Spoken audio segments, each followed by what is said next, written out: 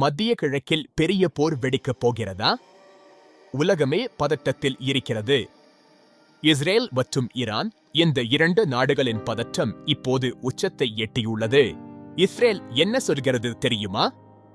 Iran அணு ஆயுதம் உருவாக்க முயற்சி செய்கிறது. அதை எப்படியும் தடுக்க வேண்டும்.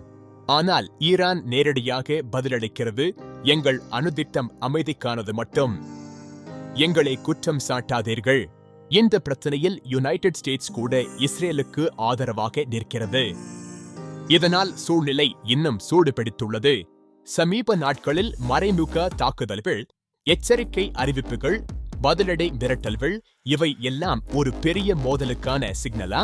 ஈரான் எச்சரிக்கிறது, எங்களை தாக்கினால் கடுமையான பதிலடி இருக்கும். இஸ்ரேல் உறுதியாக சொல்கிறது, தேசிய பாதுகாப்பு எங்களின் முதல் முன்னுரிமை. இந்த பதற்றம் உண்மையிலேயே முழு அளவிலான போராக மாறுமா? அல்லது அரசியல் பேச்சுவார்த்தை மூலம் சமாதானம் கிடைக்குமா? ஒரு தவறான முடிவு உலக பொருளாதாரம் முதல் எரிபொருள் விலை வரை அனைத்தையும் பாதிக்கக்கூடும். அடுத்த சில வாரங்கள் மிகவும் முக்கியமானவை.